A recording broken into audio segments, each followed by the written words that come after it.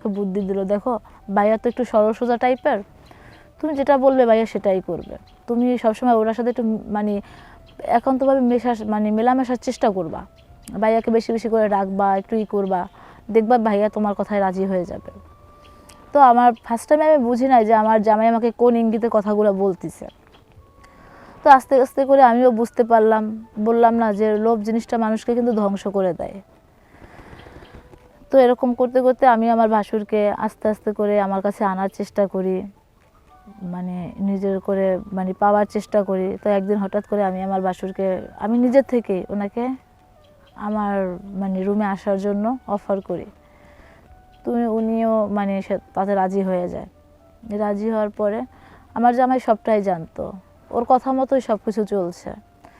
যখন আমরা একান্ত একটা রুমের ভিতরে ছিলাম, তখন আমার জামাই কী করলো, এলাকার লোকজন ডেকে নিয়ে আসা আমার ভাসুরকে ধরাই দিল, পুলিশের হাতে তুলে দিল ওনাকে, ওনার জেল হয়ে গেল।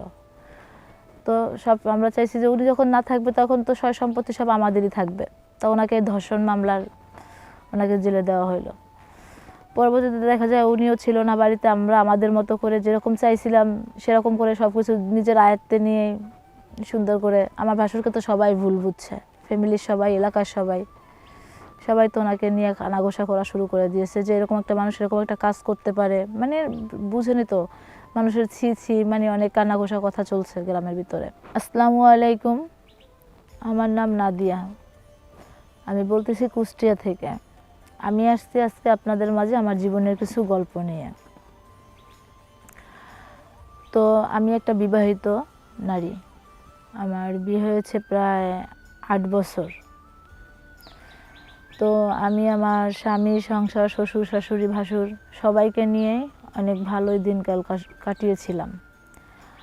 আমার শ্বশুরবাড়িতে অবস্থাটা একটু অনেক ভালোই ছিল। আমার শ্বশুর আমার বিয়ের পরে আমার শ্বশুর হঠাৎ করে এক বছর পর, আমার বিয়ের 1 বছর পর মারা গেছে, উনি অসুস্থ ছিল। পরে আমি, আমার শাশুড়ি, আমার ভাসুর আর ননদ ছিল, ওদের সবার বিয়ে হয়ে গেছে, যে যার মতো সংসার করছে। তো আমার 2টো ছেলে আছে, আমার ভাসুরও বিয়ে করছে, ওনারও সংসার আছে। তারপরে সবাই যৌথ ফ্যামিলি, একসাথেই সবাই থাকে। তো আমাদের ফ্যামিলিটা অনেক হ্যাপি ফ্যামিলি। আর আমার শ্বশুরের অনেক সয় সম্পত্তি ছিল, যেটা 2 ভাই দেখাশোনা করতো, বা ওটা দিয়ে আমরা ভালোই ছিলাম। তো সব বিষয় থেকে আমার জামাই একটু আমার বড় ভাসুর যে, ওনার থেকে একটু উপর লেভেলে থাকতে চাইতো সব জিনিস থেকে। আমার 2টা ছেলে উনি ভবিষ্যৎ নিয়ে অনেক চিন্তা ভাবনা করতো সবসময়, কি করা যায়, কি থেকে কি করা যায়। আবার কথা আছে না যে লোভ জিনিসটা মানুষকে যে কত দূর নিয়ে যেতে পারে, সেটা এখন বুঝতেছি আমি। তো ওর সব বিষয় একটু বেশি বেশি ওভার রিয়ার ছিল যে কোনো বিষয় নিয়েই। আপনার দেখেন, ওরা যখন 2 ভাই একসাথে ছিল, অনেক মিলমিশ ছিল, তখন কিন্তু আমাদের ফ্যামিলিটা অনেক হ্যাপি ছিল। বাবা নেই, মা আছে, উনি বা কতদিন বেঁচে থাকবে, পরবর্তীতে সব কিছু তো আমাদেরই, আমরাই তো সব কিছু ভোগ করবো। হয়তো বাকি 2টা ভাই বোন, তাদেরও বিয়ে হয়ে গেছে, তাদেরও সংসার আছে, সময় পেলে হয়তো বা আসে, সময় না পেলে তো আসে না। সংসার জীবনে আমরা সংসার করছি, আমরা বুঝি সংসার লাইফে চাইলে অনেক কিছু করতে পারতাম না, হুটহাট করে কোথাও যেতে পারতাম না। তো যাই হোক, মূলত কথা হচ্ছে, দেখেন কথা আছে না যে লোভে পাপ, পাপে কিন্তু মৃত্যু। তো আমরা নিজেদের মতো করে যে না আমরা এরকম না, আমরা সব কিছু আমাদের নিজেদের থাকবে, এই যে জায়গা সয় সম্পত্তি সব আমাদের থাকবে, মানুষ আমাদেরকে চিনবে, আমার জামাইকে চিনবে, এরকম একটা লোভ আমাদের ভিতরে কাজ করলো। তো আমার জামাই আমাকে বুদ্ধি দিল যে দেখো এরকম না, এরকম করে চললে আমাদের হবে না। আমরা চাচ্ছি যে এই যে সহায় সম্পত্তি যা আছে, ধরো ভাইয়া বা আমি চাচ্ছি সব কিছু আমার থাকবে। তো ওর কথা মতো আমিও চিন্তা ভাবনা করে দেখলাম যে ও যেরকম করে আমাকে সুন্দর করে গুছিয়ে বুঝিয়ে যে সুন্দর করে আমাকে বলছে, ওই জিনিসটা আমার ভিতরে একটা কাজ করছে। হ্যাঁ, আমার তো একটা ভবিষ্যৎ আছে, আমার 2টা সন্তান আছে, ওদের জন্য কিছু করতে হবে, এরকম একটা চিন্তা ভাবনা আমার ভিতরে আসলো। তো আমি ওকে বললাম, তো কি করব তুমি বলো, তুমি যেটা বলবে আমি সেটাই করব। তো আমার জামাই আমাকে বুদ্ধি দিল, দেখো ভাইয়া তো একটু সরল সোজা টাইপের, তুমি যেটা বলবে ভাইয়া সেটাই করবে। তুমি সবসময় ওনার সাথে একটু মানে একান্তভাবে মেলামেশার চেষ্টা করবা, ভাইয়াকে বেশি বেশি করে রাখবা, একটু করবা, দেখবা ভাইয়া তোমার কথায় রাজি হয়ে যাবে। তো আমার ফার্স্ট টাইমে আমি বুঝি নাই যে আমার জামাই আমাকে কোন ইঙ্গিতে কথাগুলো বলতেছে। তো আস্তে আস্তে করে আমিও বুঝতে পারলাম, বললাম না যে লোভ জিনিসটা মানুষকে কিন্তু ধ্বংস করে দেয়।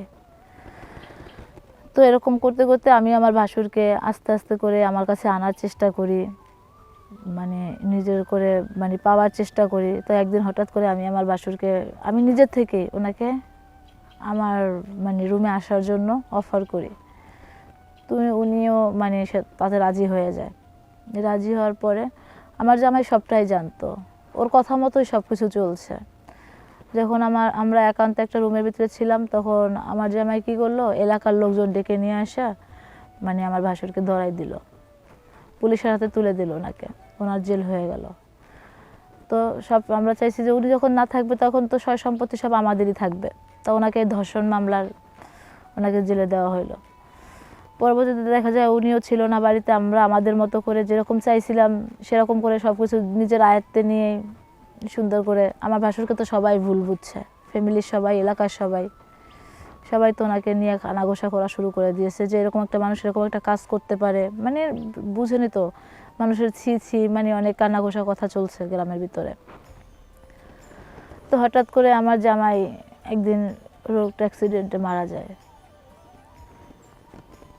তো দেখেন, কথা হয়েছে এইটাই, এখন দেখেন আমার জামাইও নাই, আর আমি আমার শ্বশুরবাড়ির সাথে এরকম একটা কাজ করে ফেলছি। এখন কি ওরা কি আদৌ আমাকে মেনে নিবে? তো দেখেন আমি এখন কোথায় যাব আমার ছেলে দুটো নিয়ে? এখন নিজে ভুল করছি, নিজে যে পাপ করছি, এই পাপের প্রায়শ্চিত্ত আমি কিভাবে দিব? আপনারা অবশ্যই বলবেন যে কিভাবে দিব। আমি কি এর ক্ষমার যোগ্য? যদি হয়ে থাকি তাও জানাবেন। তা সকলকে ধন্যবাদ আমার পাশে থাকার জন্য। সবাই ভালো থাকবেন, সুস্থ থাকবেন। আল্লাহ।